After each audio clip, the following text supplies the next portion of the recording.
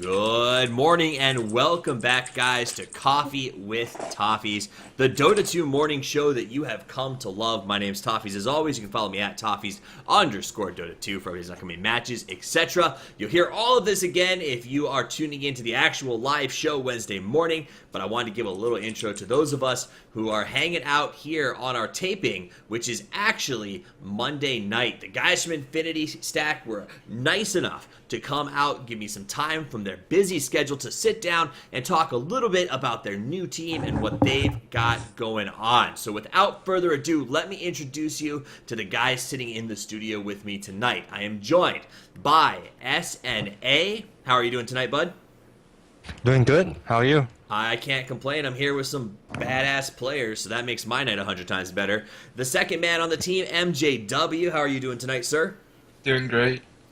And then I am joined by two managers. So this is the only team that is going to be so big that they have to have two managers. The first one is Nayrok. You've probably heard his name on the NA Dota scene, in the NEL, bouncing around, having a good time. He is the scheduling manager. How are you doing tonight, Nayrok? What's up? I'm doing good. Excellent. And last but certainly not least, the man jumping in on the back end is Nash, who I am told is the kingpin, the master manager. I don't know if Nayrok and him are going to get into a grudge match at some point and figure out who's the bigger baller, but how are you doing tonight, Nash? I'm doing good. Awesome. So, I want to point out first and foremost that you guys all have very similar voices for the most part, so this should be fairly entertaining to keep it all straight. Alright, so let's start out with some basic information. The roster never really got officially announced in an overall context. Yes, we've seen you guys playing in the Summit 2, which we'll talk about a little bit later on, but let's make it official. Someone tell me who is the official roster for Infinity+4. I think I can guess one, but I need to know the other guys. Oh yeah, it starts with Infinity. Where is Infinity right now? Sna, MJW, and Lust. So, Infinity, Sna, SN, Lust, and MJW. Is that what you said? Yep. Excellent. I don't know where Infinity is right now. I assume that he's doing something between here and beyond, but, you know, it's hard to He's tell. a very busy person. He is. Well, you know, when you have a name Yep. like Infinity, you can't really ever stop. So, I'm curious this. So, where is everybody from in terms of region? I'm from Wisconsin. Okay. I'm from New York. I'm from Las Vegas. And I'm from Indianapolis. Oh, nice.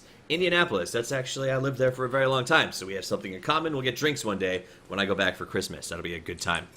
So all of you Indianapolis fans, hit me up on Twitter. We'll set up a drinking date with at least one person from Infinity. Maybe we'll get the rest of the team on a visit. So that's the official roster announcement, guys. It's out there. It's official. They are a team. That makes them legit. We also know where they're from, so now they're human, which means that it is the real deal. So what I wanted to go over real quick is I wanted to start out with with SNA and MJW. SNA, give me a little bit of an insight into your team history. We know that you've played with some big teams before to work your way up to this point and getting your own thing started. What is your team history? I stopped playing with everybody. I know SN for a long time and everybody else like a year, and then we start forming a team together. Like people were asking me to like trying to play a tournament, and then I play it, and then they thought that we're pretty good, so we're like trying to be a team and stop playing. All right. Yeah. And what teams did you play with before you got involved with Infinity? It was Sneaky Nick Assassins. Okay. And then after that, I was like playing pubs and stuff, and I got asked by Lust to play like a tournament that's called We Play, Okay. and then everybody start playing together. Yeah, and then we like each other, and then yep, that's about it. And then love blossomed into Infinity. MJW, what about you? What's your sort of previous team play experience, or is this the first one for you? This is my first team. I usually ring for teams, but Okay. this is my official one. Excellent. So you've got a team that has a fair amount of ringers, names that we've seen around the scene for a long time. I mean, you're building this thing from the ground up. I gotta say, first off, I admire that. Now, Is it completely from the ground up, or it's not that you guys sort of ran into each other? Have you been playing together for a long time in the past, or is this just sort of developed over the last couple of months? I have played with Frankie and Yas for about 4 to 6 years. Okay. But I just met SN and Sna. So we kind of built it up a couple months, and yeah, that's about it. All right, so so everybody kind of gets together, starts to play together for a couple of months. Let me ask you that about the building of a new team. What was the biggest challenge that you ran into when putting together sort of this North American team? I would say commitment, to see if everyone's ready to build a team and to see if their parents are ready to agree with what we wanted to do. All right, so I would say like don't give up your dreams. Before I love Dora. I never want to give up. So I keep playing, and then when I start watching competitive, I start to like it, and then I start meeting people and playing leagues, and then I got into playing with the X mics. Okay. Just like Stick is Nelson. So that's how I came from. Yeah. So that's where you came out of. The challenge was sort of, so I imagine it's sort of finding a bunch of players in the same boat, and then, like you said, getting them together, saying, do you have the time commitment? Do your parents agree to support this? Because, that's a tough thing, right? We talked to MSS on the show a couple of weeks back, and he said he literally had to run away from home in order to play competitively. So are you guys in a position where your family's being supportive, or when are you going to have to run away to make this thing work? My mom is very supportive. She said as long as I go to school, it's fine, and if I can make some money out of playing video games, so she said like, oh, it's okay, let's go for it. She doesn't really like very strict to me. She like kind of support me. What I want to do. I think our biggest issue is if I remember Jason SN. He's like I think he's 17 now, and then his parents don't really agree with what he's doing. So we like asked him to talk to his parents about like explaining the whole situation on what pro gaming means to him, and then what it could bring to him and his parents. So I think they understand now, but before it was kind of difficult because he wouldn't be able to play at night. Right. So that's gotta be tough, especially when you're putting together something that's hoping to be a little long term. Now, did you guys have a hard time finding quality players in the positions that you needed to put together a team? Because you're exclusively, from what I understand, North American and Canadian. Was there enough of a player pool in those positions, or do you think that some of those spots are really starved and you had to really work to get the team brought together?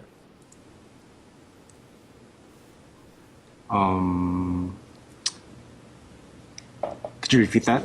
All right. So Sorry. my question is this, and there's been some talk about it, the underdevelopment maybe of support players in the North American scene, the idea that some teams or some groups just aren't getting developed because of the nature of NA Dota. Do you think that that's true, or do you think that, man, there's a big talent pool out there that you can really pull from when you create a team? Yeah, I think right now it's very hard for you to make a team commit to it because everyone's really short-tempered, and then if you like lose one tournament, people just want to be like, all right, this band, it's not working out. But like for this group, I see like they can like fight out their differences. Like they know what they do wrong in the games, and then they fix them. And then 3 of them have been good friends for like 4 to 6 years already. So like can't really ruin a friendship over a single Dota game like that. Right. So you tried to find people with attitudes that were a bit more temperate and could work together without the explosion. Now, I guess that's the real question, are there a plethora of position players? Are there a lot of players with that temperate attitude, or would you say that NA Dota in general is kind of a explosion waiting to happen on any given night? I'd say just because I think people think NA Dota is more toxic than other regions, but I don't really see it that way. It's just we're more loud about it. I think there's a lot of good players that are like hidden talents out there, but they don't really get the opportunity to shine because only the like loudest people get to play. Absolutely. Yep. Like Nayrok, he's a hidden talent. So that's an I'm a interesting monkey. point. So Nayrok is acting as a scheduling manager. Nayrok, do we expect to see you standing in for Inphinity+4 when it's necessary? Are you sort of like on board as the 6th man in addition to being the scheduling manager, or what's the deal with that? Yeah, I've stood in before when if people can't make certain times to scrims or like practices. I'm there to like just be the sixth man. I don't know. I guess I'm more comfortable for something that they know than just having like someone else, like someone random just playing. That makes perfect sense to me. So let's move on and talk a little bit about plans. The Summit, guys. The Summit 2 is your launch tournament. I'm not going to lie to you. To pick a tournament to launch your team with, that's a pretty good one. So congratulations on that, getting into that thing. Now, let me ask you this, though. Does that add pressure, or does it maybe make it less so, since you guys don't have huge expectations in terms of results from this tournament? I think Oh, go ahead. I think the expectations are pretty high. I mean, I think they want to win the summit Well, yeah. qualifiers. I think they expect to because they know what they're capable of. So, in terms of pressure, I don't see it getting to anyone. I think everyone's ready to deal. They're all very experienced players, so they're all ready to work through difficulties. And I think at the end of the day, they have a really good shot at being at the LAN. Absolutely. I agree with that. So I think that is very true. Now, I guess we can go back and we can look at the general perception, maybe what the public is expecting out of your first showing in a large tournament. And you kind of have the benefit of going in against some big teams, and people say, well, if they don't win, it's their first tournament. Is that an excuse that you guys are planning on leaning on at all? But I mean, or is it just a balls to the walls, we're coming out of this thing on the top? Because so far it's been pretty good for you guys. I absolutely don't think that's an excuse to go out and lose a game because especially when you first start a team, you want to start strong so you can attract attention, and that's actually how Dota works. At least the pro scene, you have to get attention, and once you get recognized, it's a lot easier to get to other parts of the pro scene. So I think you absolutely want to start strong, and you don't want to lose and just say, oh well, like we just started our team, we can afford to lose. Respect that. So you guys have already played 3 games from what I understand. Is that correct in the Summit qualifiers so far? Yeah. Okay, so I think you're 2-1. Which teams have you beaten and who did you lose to? We beat Root Gaming and Stay Free. We lost to Navi US. Okay. So you lost to the team who's number 1 on the table right now. But for what it's worth, guys, those of you watching, at the moment, Infinity is actually tied for 3rd place in the Summit. So you're off to a pretty good start. You lost to the number 1 team, but you beat the number 2 team. So you're sitting in, I think, pretty good shape so far, and that's got to be exciting to have that strong of a start. Do you think that sets a good tone for the rest of the tournament? I think they had we've had a good start so far. Of course, I think we should have beaten Navi US. There were definitely some mistakes made in that game, some miscommunications, and after every loss, the players will discuss what went wrong and try to not have that go wrong the next time. So I think we came out with solutions, and we figured out what went wrong. So in the future, for the rest of the qualifiers game, we absolutely intend to win all of them without making those same mistakes. So I guess we're okay with our matches so far, but we know we could have done better, and we expect to do better for the rest of the tournament. That's what I like to hear. I mean, perfection is the goal. And so I want to ask SNA, and I know a lot of people ask about this. I talked to you a little bit when you left the Sneakinix Assassins, and you said no hard feelings, the schedule just wasn't working out, and that you're still really close with the guys. Does that still stand true, or does it feel good to be above them in terms of the stack chart for the scoring in that tournament so far? We're still friends, like I know, it's for the benefit of the teams. I don't want to stay, or if they try to boot me, it was 2 out of 1. So Osh wanted to stay, Flav and Mike doesn't want to stay. So yeah, but it's a power of friendship. The team, everyone is really nice. I like the people; they're really friendly. But yeah. Yeah, they seem like a great group, and I mean, they've been playing very, very well lately, so take nothing away from that. It's been a tough start for them so far. But hey, guys, if you're not watching the Summit Qualifiers, some of the biggest up-and-coming teams in North America and South America are on there. So very, very exciting, and I think it's going to be a really great tournament. But let's move past that, and let's talk about the team's future. You're a new team. Are you together for the long haul? Is this let's win the Summit, or is this let's win TI6 or even TI5? Our goal now is trying to make it to TI5 qualifiers and get to the main event. So like everyone's like really trying to in practice together. No. We want a direct invite to TI5 if you're listening, Valve. That's what we want. Oh, okay. So so we have the player's perspective and the manager's perspective. Yeah. Now, I assume Narock wants the direct invite because that makes being scheduling manager much easier than having to worry about Nope, the I want that qualifiers. VIP pass.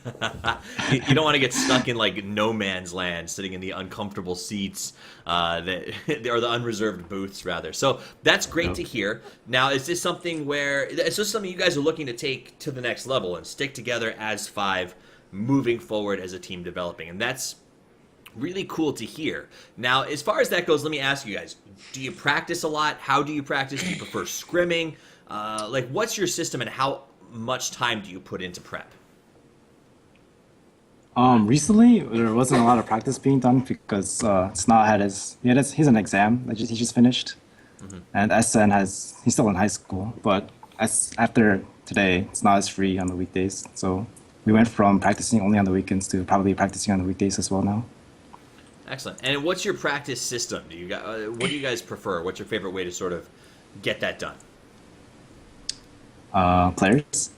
Fair enough. Well, I don't know. It's like, do you like to go into mock tournaments or like smaller end tournaments and kind of just do some things with maybe Smurfs? Do you like to play in scrim leagues? Do you have in-houses that you prefer? What is kind of your plan? I try to get us into any tournaments that are worth like joining. So like we just finished the Dream League qualifiers this weekend. We try to play Sex when we can. Other than that, we just try to scrim higher tier teams, and after that we watch the replays and see what went wrong, what went right. Awesome. Talk about it. And I did hear that you guys, I believe, just committed to doing the new SIVO season that's looking like a couple of grand as an invited team. So is that true? Yep. Helium talked to me. Yeah. Excellent. So that should be a good one. That one looks like it's developing pretty well. I got to plug it because I work for them, so we had to throw that one out there. So that's good. Let's see. What else do we have for you? Or what were you gonna say? It's important to add that outside of structured practices, these guys all really like Dota a lot, so they play a lot on their own as well. Whether it's hard to get 5 people together at the same time, but it's a lot easier to get 2 or 3. So they'll play some pubs, or they'll study replays, watch replays. For a lot of them, Dota is a large part of their life. So take that with what you will. But there's a lot of practice that goes on, even if you don't think that it's actually practice. Makes sense. So let me ask this. It's kind of a follow-up question for those viewers out there or listeners who've always kind of wanted to get into competitive Dota but don't know how to break the ice or get through the threshold. We know Sna's recommendation is never stop following your dreams. What about everyone else? What can you guys say to somebody who's thinking about getting into pro Dota or even just competitive level play? Get Ike's Mike to invite you to NEL. Okay. Revive that league. That's the best league out there. Shout out to him. Yep.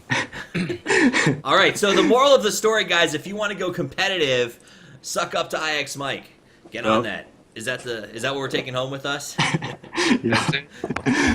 Okay, but on a serious note, if you're an aspiring pro player, there's a lot of, NEL is definitely a good tool to get recognized since a lot of pro and semi-pro players will play in it. There are also a lot of open tournaments, qualifiers that you can play for. So like the recent Dream League qualifiers, that was a good chance to play against a lot of the better players in North America. And also, if you want to take the short path, you can make friends with some of the pro players, and they'll let you stand in, and then you'll become famous. There you go. You pull an Excalibur, if you will. So we like to call it the MJW. The MJW. All right. So that's a little team reference there. Let's talk about play style and team. First, who is going to be your drafter? Who's drafting for you guys right now? I believe it's SN. Sometimes it switches depending how people feel. Oh, okay. We were trying different drafters before, and we started playing together. And at the end, we thought that S had the best draft, so we let him draft. And Okay. yeah. So when you guys draft, is it sort of everybody else just sits back, puts their feet up, and like waits for SN to do the magic, or does everybody sort of talk out the draft with SN as he's going through it? It's usually me and Lus, and Frankie sometimes, and MJW. But most of the time, it's me and Lus talk to SN. when it's just. Excellent. And then like MJW is just there as the talent, right? He doesn't have to Yeah. worry about it. Just shows up and plays. Yep, that's me. I like it. I like it. So how would you describe so far? I know you guys haven't been together that long, but how would you describe your play style at this point?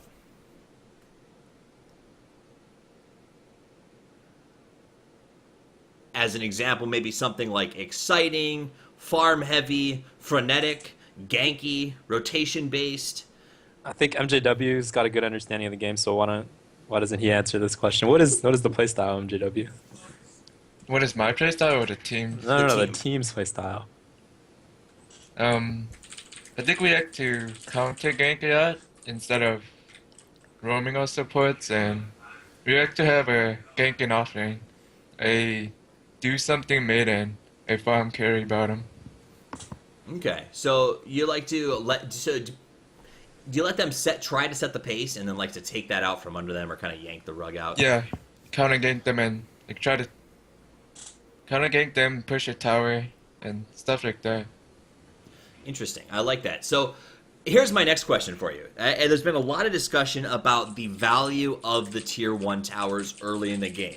Are you of the opinion that you should knock those things down and get that gold pretty quickly, or just leave them up as long as you can to keep yourself having that gold advantage so that you get a bigger AoE benefit on kills that do come? I think if the opportunity comes to us, like if we get a good gank off and the tower's right there, we would go take the tower down. Okay.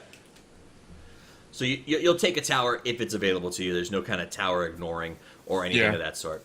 Awesome. So to move away from playstyle just a little bit, who is, I think you said, I was going to ask who's the youngest and oldest, but I think youngest, it sounds like, is SN, who's a 17-year-old in high school. Is that correct? Yes. Yes. All right, so there's no 14-year-olds on the team. No. Unfortunately. I'm just kidding. We laugh about that, but Hot Hands, who is in ESL qualifiers, has a 14-year-old who plays ridiculously well, and I was blown out of the water to find out that he was 14. So I always ask now just to find out. Who's the old man on the team? Is that UMGW? Is that, I don't even know. I don't even know. Yeah. How old are you, MJW? 21. Oh, I think it's You Frankie too. then. Frankie's like 22, right? Wow. 21 too. That's you know, it's not till I do interviews with up-and-coming teams that I realize just how old I am. So thank you guys for reminding me that I am the ancient man in the game of Dota at a young, robust 31. So, ouch. That's rough, man. All right, so let's move past that. You guys said you practice regularly, you do it a lot. What is the big plan? Where are we going? Like, if I sat down, like we were in a job interview, and I said, Inphinity+4, what's your 5-year plan? What would you tell me? I don't think it's reasonable to make a 5-year plan for Dota, Fair. just because that's a long time. But I think the biggest goal in mind for all of us is to make it to TI 5, and along the way, hopefully win some tournaments and become one of the best teams in North America. I like it. So TI 5 is the immediate goal, and then hopefully a great performance at TI 5 moving forward into a top team in North America. And do you think... So we've got some good teams in North America right now, and I want to preface this by saying that, I mean, a year or two ago, it wasn't what it is in terms of North American representation on the international Dota 2 scene. Do you guys see yourself in that upper echelon, really fighting with EG for the top of the North American position? Where do you, when we roll into TI 5, where do you rank your team on the echelon of North American teams? Be brutal, be honest. Honestly, I think in terms of individual skill, everyone on our team is, pretty much on par with some of the best teams. Like, individual skill is very different from being part of a successful team. So I think the teamwork still has some work to do. But overall, I wouldn't see like anyone on our team losing their lane too devastatingly to anyone from, for example, EG or Navi US. So we've got the base down, and we just have to work harder. I like that. So that's good. So you see yourself basically, if you can win on an individual basis, then all you need is the team synergy. Do you think the team synergy is going to be one of the most important things going forward? Or what's going to set your team apart from everybody else competing for those top spots?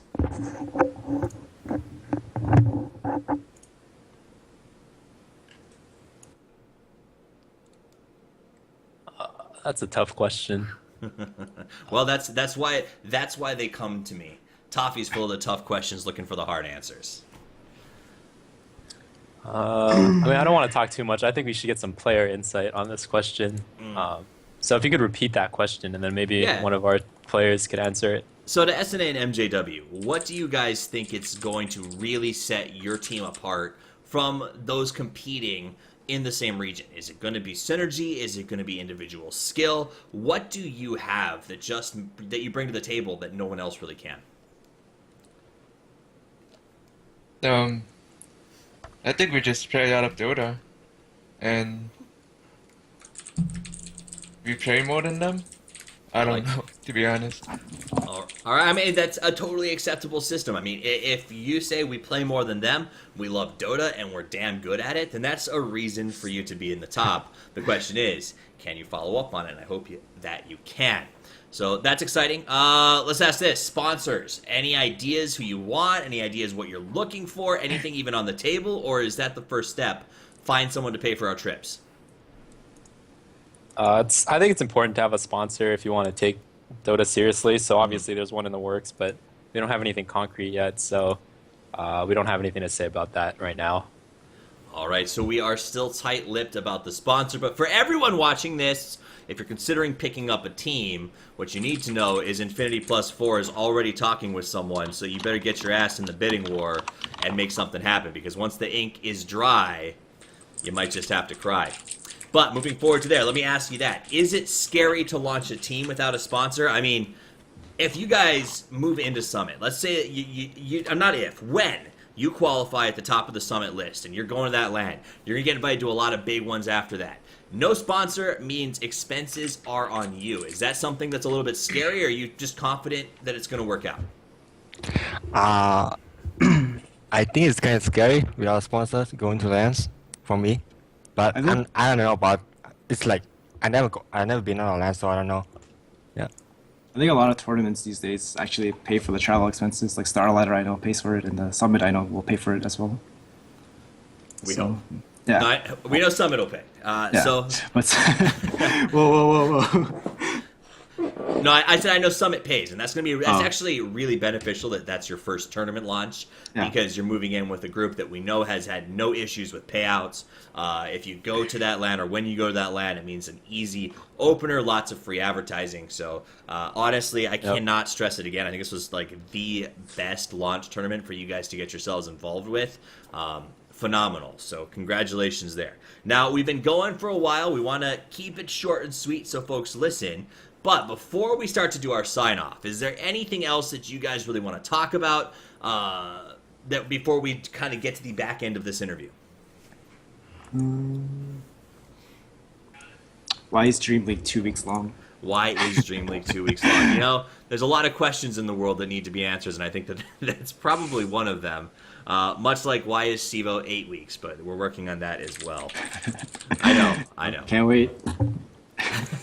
So, all right, let me... So before we do the sign out, we're going to have everybody kind of just get a chance to say goodnight, pitch themselves a little bit, but I want to close with this. I want you guys... First, I want to start with the players, and I want each player to tell us as potential fans, because a lot of your success is dependent on who tunes in. If you guys can draw the numbers, you get a lot of big invites, you get a lot of sponsors. So me, as a guy looking to watch a team play, what are you going to say to me to make me tune into your games? Pitch me as a potential fan. Like a caster? Or No, like I'm a fan. I am a fan. I'm a guy who watches a crap ton of Dota 2. But when there's a ton of teams playing, I have to decide who I'm going to watch. Why should I watch you guys?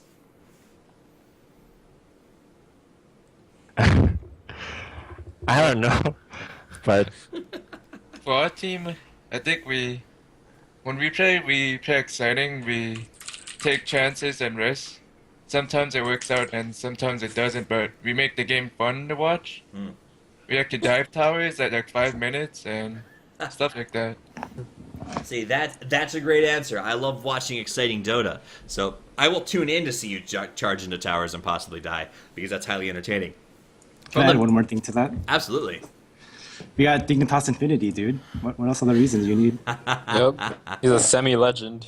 Yep, semi-legendary.